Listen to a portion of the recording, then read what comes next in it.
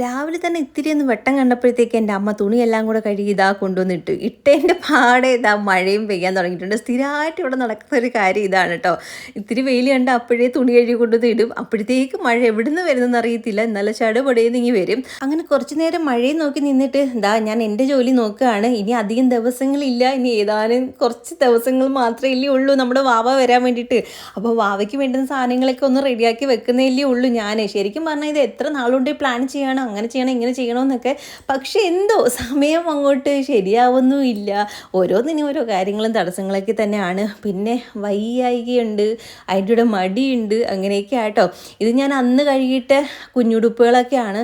മഴ ആയതുകൊണ്ട് തന്നെ അത് നന്നായിട്ടൊന്നും ഉണങ്ങി കിട്ടുന്നേ ഉണ്ടായിരുന്നില്ല. കുഞ്ഞുടുപ്പുകളായിട്ട് പോലും അത്യാവശ്യം നല്ല വെയിലത്തിട്ട് ഉണക്കി എടുക്കണമല്ലോ. മഴയാണെങ്കിൽ ഇങ്ങോട്ട് വരും, ഇത്തിരി ഒരു വെട്ടം അടിക്കും, പിന്നെയും മഴ പെയ്യും. അങ്ങനെയായിരുന്നു. എടുത്തും വിട്ടും അമ്മയുടെ ഊപ്പാട് വന്നു എന്ന് വേണമെങ്കിൽ പറയാം കേട്ടോ.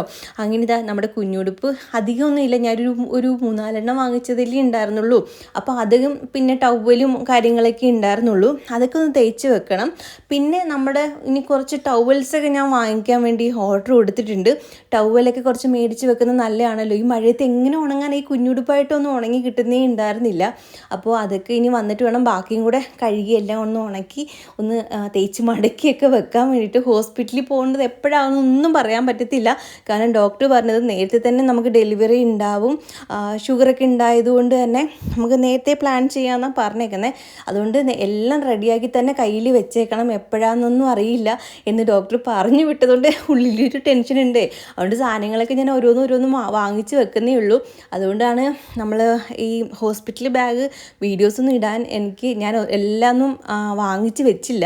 അതിനുശേഷം ഇടാം കേട്ടോ. പോകുന്നതിന് മുന്നേ ഇടാൻ പറ്റിയാൽ മതിയായിരുന്നു. പിന്നെ ഒരുപാട് പേരും ചോദിക്കുന്നുണ്ട് ഡ്യൂ ഡേറ്റ് തന്നു. ഡ്യൂ ഡേറ്റ് നമുക്ക് സ്കാനിങ്ങിനകത്ത് ഡേറ്റ് തന്നിട്ടുണ്ട്. എനിക്കത് ജൂലൈ 22 ഇപ്പം ചെന്നപ്പോൾ സ്കാനിങ്ങിന് പോയപ്പോൾ തന്നത്. പക്ഷേ ഡോക്ടർ പറഞ്ഞൊരു 37-38 വീക്സിൽ നമുക്ക് പ്രഗ്നൻസി പ്ലാൻ ചെയ്യാം എന്നുള്ള, ഡെലിവറി പ്ലാൻ ചെയ്യാം എന്നുള്ള രീതിയിലാണ് പറഞ്ഞേക്കുന്നത്. അപ്പോൾ എനിക്ക് ഷുഗറൊക്കെ ഉള്ളത് കൊണ്ട് നേരത്തെ നമുക്ക് നോക്കാം. അല്ലെങ്കിൽ എന്തായാലും പിന്നെ എനിക്കിനിപ്പോൾ 24-ന് പോകണം. അത് കഴിഞ്ഞിട്ട് പിന്നെ അന്ന് ചെല്ലുമ്പം മറ്റ് PVയുടെ കാര്യം പറയാമെന്ന് പറഞ്ഞിട്ടുണ്ട്. അന്നേരം അത് കഴിഞ്ഞിട്ട് അഡ്മിറ്റ് ആവാനുള്ള ഡേറ്റും തരാമെന്ന് പറഞ്ഞിട്ടുണ്ട്. അപ്പോൾ ജൂലൈ ഒരു ഫസ്റ്റ് വീക്കൊക്കെ ചിലപ്പം കാണുമായിരിക്കും. പക്ഷേ ഇന്നത്തെ ഒരു ദിവസം വെച്ച് നോക്കുവാണെങ്കിൽ ഇന്നെനിക്ക് 8-ൻ്റെ പണി കിട്ടിയൊരു ദിവസമായിരുന്നു.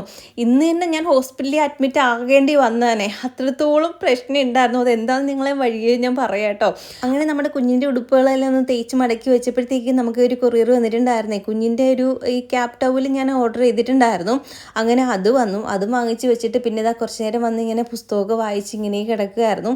കിടന്നപ്പോഴത്തേക്ക് ഇച്ചിരി കഴിഞ്ഞപ്പോൾ എനിക്ക് അപ്പോഴത്തേക്ക് അമ്മ എടുത്ത് വിശക്കുന്നു എന്ന് പറഞ്ഞപ്പോഴത്തേക്ക് അമ്മ പിന്നെ കുറച്ച് കപ്പലണ്ടി കൊണ്ട് തന്നു കേട്ടോ. ഇവിടെ കപ്പലണ്ടി മേടിക്കുകയാണെങ്കിൽ ഇങ്ങനെ തേച്ച് തൊലി കളഞ്ഞ് ഇങ്ങനെ ടിന്നിനകത്തിട്ട് അടച്ച് വെച്ചേക്കും. അതാകുമ്പോൾ നമുക്ക് ആവശ്യത്തിന് എടുത്തും കഴിച്ചാൽ മതി. ഈ തൊലി പൊളിക്കാൻ നടക്കേണ്ട ആവശ്യമില്ല.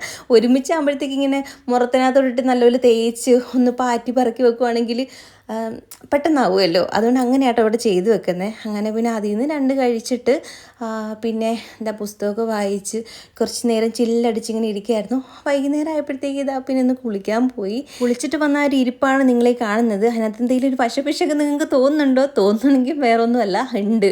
എന്തെന്ന് വെച്ചാൽ നൈസായിട്ട് ഞാനൊന്ന് ബാത്റൂമിൽ വീണിട്ട് വന്നിരിക്കുകയാണ് കേട്ടോ. വീണ സമയത്ത് ടെൻഷൻ അടിച്ച് പണ്ടാരം അടങ്ങിയെന്ന് വേണമെങ്കിൽ പറയാം. കാരണം കുളിച്ചുകൊണ്ട് നിൽക്കുന്ന സമയം ആയതുകൊണ്ട് തന്നെ ഞാനാണെങ്കിൽ നല്ല രീതിയിൽ സ്ലിപ്പായി എന്ന് പറഞ്ഞാൽ ഒരു സ്ലിപ്പായി ഇങ്ങനെ പോയി. കാരണം കയ്യിലൊക്കെ സോപ്പായതുകൊണ്ട് പിടിക്കാനും പറ്റുന്നില്ല, പിന്നെ എഴുന്നേക്കാനും പറ്റാത്തൊരവസ്ഥയായിരുന്നു. ഒരു അരമണിക്കൂറോളം ഞാൻ ആ ഒരു ബാത്റൂമിൽ കിടന്നു. അമ്മയാണെങ്കിൽ വിളിച്ചിട്ട് കിട്ടുന്നുമില്ല. അമ്മയാണെങ്കിൽ വെളിയിലെവിടെയോ നിൽക്കുക. ഞാൻ കുറേ നേരം വിളിച്ച് എഴുന്നേക്കാൻ പറ്റാതെ, പക്ഷേ അമ്മയാണെങ്കിൽ വന്നതുമില്ല. അവസാനം എങ്ങനെയൊക്കെയോ ഞാൻ എഴുന്നേറ്റ് കുളിച്ചിട്ട് ഇങ്ങ് വന്നു. അതിൻ്റെ ടെൻഷൻ എനിക്ക് വേറെ ഒന്നും ഉണ്ടായിരുന്നില്ല. ലൈറ്റ് ചെറുതായിട്ട് ഇടിച്ച് വീണു. പക്ഷേ എനിക്ക് പേടിയെന്ന് വെച്ചാൽ ഇങ്ങനെ സൈഡ് ഇടിച്ച് വീണെങ്കിലും ഫ്ലൂയിഡ് എങ്ങാനും പൊട്ടിയിട്ടുണ്ടോ അങ്ങനെയൊക്കെ ഭയങ്കര ടെൻഷനായിരുന്നു. കാരണം കുളിച്ചുകൊണ്ട് നിൽക്കുന്നതുകൊണ്ട് അത് പൊട്ടിപ്പോയിട്ടുണ്ടെങ്കിലും നമുക്ക് അറിയില്ലല്ലോ. അങ്ങനെ പെട്ടെന്ന് എങ്ങനെ മേലത്ത് വെള്ളം ഒഴിച്ച് തുടച്ചിട്ട് വന്ന് ഇവിടെ ഇങ്ങനെ കുത്തിയിരിക്കുകയായിരുന്നു. കുത്തിയിരുന്ന് കുറേ കഴിഞ്ഞപ്പോഴത്തേക്ക് കുഞ്ഞിന് അനക്കക്കുറവുള്ളതുപോലെ എനിക്ക് അനങ്ങാത്ത പോലെ ഫീൽ ചെയ്തു. അതായിരുന്നു എനിക്ക് ടെൻഷൻ കൂടിയത്. അത് കഴിഞ്ഞ് ആൾ പേടിച്ച് പോയതായിരിക്കാം ചിലപ്പോൾ വീണപ്പോൾ. അത് കഴിഞ്ഞ് കുറച്ച് കഴിഞ്ഞപ്പോഴത്തേക്ക് ആൾ ആക്റ്റീവായി. ആൾ നല്ല ചവിട്ടും തൊഴിയൊക്കെ വന്നപ്പോഴത്തേക്ക് കഴിഞ്ഞപ്പോഴത്തേക്ക് എനിക്ക് സമാധാനമായി. അത് കഴിഞ്ഞപ്പോഴാണ് ഞാൻ വീഡിയോസ് എടുക്കാൻ തുടങ്ങിയത് കേട്ടോ. വേറെ കുഴപ്പമൊന്നും ഇല്ലല്ലോ എന്ന് പറഞ്ഞിട്ടാണ് വീഡിയോസ് എടുത്തത്. പക്ഷേ എനിക്ക് ബാക്ക് പെയിൻ നന്നായിട്ട് വരാൻ തുടങ്ങി. അങ്ങനെ കുഞ്ഞിനോട് ഞാൻ ഈ കാര്യം പറയാതിരിക്കുമായിരുന്നു. പറഞ്ഞു കഴിഞ്ഞപ്പോഴത്തേക്ക് ആൾ വന്ന ഉടനെ എന്നെ ഹോസ്പിറ്റലിൽ കൊണ്ടുപോയി പെട്ടെന്ന് ഡ്രസ്സ് മാറുമെന്ന് പറഞ്ഞിട്ട് ഡ്രസ്സ് മാറി ഹോസ്പിറ്റലിലോട്ട് പോകാനും ഇറങ്ങിയിട്ടുണ്ടായിരുന്നു. അച്ഛൻ വന്നതുകൊണ്ട് പിന്നെ ഞാൻ അമ്മയെ കൂട്ടിയില്ല. കാരണം അച്ഛൻ ഇങ്ങോട്ട് വന്നേലേ ഉള്ളൂ. അത്രയും ദൂരം ട്രാവൽ ചെയ്ത് നാളെ ആണെങ്കിൽ കുഞ്ഞിനെയും കൊണ്ട് ഹോസ്പിറ്റലിൽ പോകണം കേട്ടോ. ട്രിവാൻഡ്രം പോകണം ചെക്കപ്പിന്. അപ്പോൾ അതിനുവേണ്ടിയാണ് അച്ഛൻ വന്നത്. എനിക്ക് പോകാൻ പറ്റത്തില്ലല്ലോ. അങ്ങനെ അവർ രണ്ടും വീട്ടിലാക്കിയിട്ട് ഞങ്ങൾ രണ്ടും പിന്നെ ഹോസ്പിറ്റലിൽ പോയി. അവിടെ ചെന്ന് സ്കാനിങ് കഴിഞ്ഞു. പിന്നെ നമ്മുടെ കുഞ്ഞിൻ്റെ അനക്കമൊക്കെ നോക്കി എല്ലാം കഴിഞ്ഞ് വീട്ടിൽ വന്നപ്പോഴത്തേക്കും ഒരു 11 മണി കഴിഞ്ഞിട്ടുണ്ടായിരുന്നു. അയ്യോ, ഇന്ന് സ്കാനിങ് കയറിയപ്പോഴും 2 വട്ടം കയറേണ്ടി വന്നു. ഒരു വട്ടം ജ്യൂസ് കുടിച്ചിട്ടും അല്ലാതെയൊക്കെ കയറിയിട്ടുണ്ടായിരുന്നു. അങ്ങനെ എല്ലാം കഴിഞ്ഞ് വീട്ടിൽ വന്ന് സമാധാനമായി. പക്ഷേ ഒരു ബുദ്ധിമുട്ടും വേദനയുണ്ട് കേട്ടോ വീണേൻ്റെ. വേറെ കുഴപ്പമൊന്നും ഇല്ലയെന്ന് പറഞ്ഞപ്പോൾ സമാധാനമായി. ആകെ ടെൻഷൻ ഉണ്ടായിരുന്നു ഉള്ളിൽ. പിന്നെ കുഞ്ഞിൻ്റെ അനക്കം ഉള്ളതുകൊണ്ട് എനിക്ക് അത്ര ടെൻഷനില്ല. അവിടെ ചെന്ന് കഴിഞ്ഞപ്പോഴത്തേക്ക് ഡോക്ടർമാർ അയ്യോ എന്ത് പറ്റി വീണോ അങ്ങനെയാണോ ഇങ്ങനെയാണോ എന്നൊക്കെ ചോദിക്കുമ്പോൾ എനിക്കൊരു ടെൻഷൻ കയറി. അല്ലാതെ എനിക്ക് കുഴപ്പമുണ്ടായിരുന്നില്ല കേട്ടോ. അങ്ങനെ പിന്നെ വീട്ടിൽ വന്ന് എന്താ ഫുഡൊക്കെ കഴിച്ചു. ഞങ്ങൾ വന്നപ്പോഴത്തേക്ക് അച്ഛൻ ഉറങ്ങിയിട്ടുണ്ടായിരുന്നേ. പിന്നെ അച്ഛനെ വിളിക്കാൻ നിന്നില്ല. രാവിലെ എഴുന്നേക്കണമല്ലോ എന്ന് വിചാരിച്ചിട്ട്. അതുകൊണ്ട് അച്ഛൻ്റെ അടുത്ത് സംസാരിക്കാനേ പറ്റിയില്ല. പിന്നെ വന്നു, മരുന്നൊക്കെ കഴിച്ചു. പിന്നെ ഓയിൽമെൻറ്റ് തന്നിട്ടുണ്ടായിരുന്നു ഇടാൻ വേണ്ടിയിട്ട്. അത് ഇട്ട് അങ്ങനെ കിടന്നു. അപ്പോൾ ഇത്രയൊക്കെ ഉള്ളൂ.